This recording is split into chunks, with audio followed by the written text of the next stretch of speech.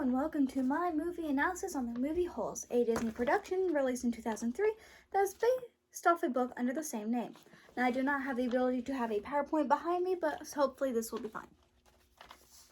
So Holes is a movie about a boy named Stanley Yelnats, a boy with a family curse who is sent to a detention camp called Camp Green Lake after he is accused of a crime he did not commit. At the camp, him and a bunch of other boys are forced to dig holes in the hot desert heat all day. And it's supposedly supposed to build character. Now, there's many interactions between Stanley and different characters throughout the film. However, the main focus of the film seems to be his relationship between him and a boy named Hector Zeroni.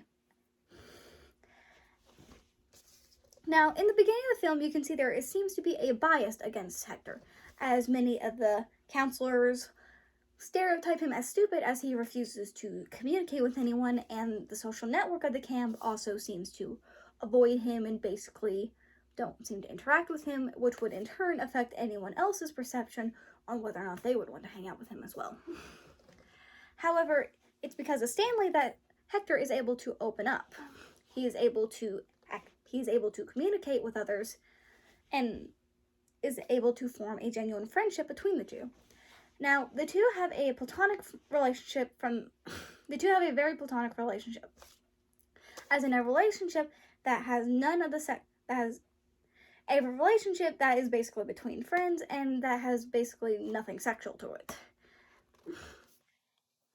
However, this relationship can be seen as a voluntary relationship. A voluntary relationship is a relationship that someone pursues voluntarily. They do not feel forced or pressured into making this relationship. Now, this is voluntary as many of the boys avoid Hector like the plague and they just don't want to interact with him. And Stanley could have followed suit if he so desired. However, he did not, and he chose to use his time to hang out with Hector and get to know him. Now, throughout the movie, Hector expresses a few scenes of openness to Stanley. The first being whenever he admitted that he did not know how to read or write. And another being whenever Hector admitted about what his life was before he came to camp, where he was homeless and his mother abandoned him in a park. Now, it's these scenes that basically showcases Stanley's empathy. Now, he does not understand, nor does he is able to have the empathy to understand how he is feeling. However, he has the sympathetic responsiveness empathy, as he can feel concern, sorrow, for him, but he does not truly understand what he has went through. But it's because of these two signs of openness, where Hector opened up about his past, that the two are able to grow as friends, which shows a great turning point within their relationship. As in a turning point that shows from their relationship stage from going from one point to another. Now, a main thing you can see within their relationship is the fact of their communication style. Now, at the very beginning, before they actually got to know each other, there was more of a nonverbal communication style, as in they would just basically show nonverbal movements, which is what many people which is the most recognized form of communication,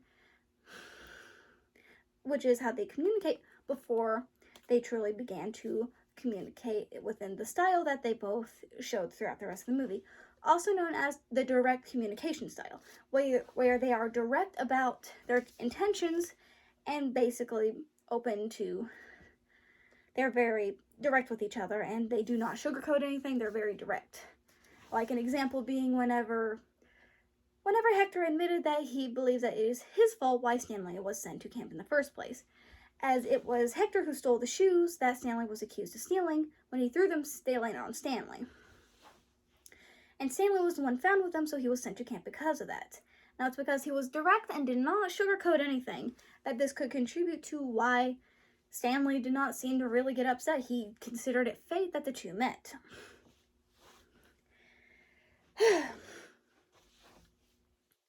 And so it's because of this direct communication style that there's no secrets between them. They don't hide anything.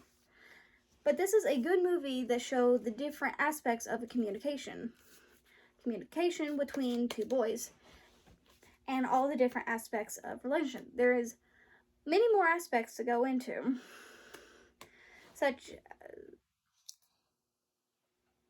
however, this is a good movie that I would recommend for many others to watch. As it is a good case study of seeing how two boys who seem to be very different end up becoming the best of friends in a grim situation. Thank you and have a good day.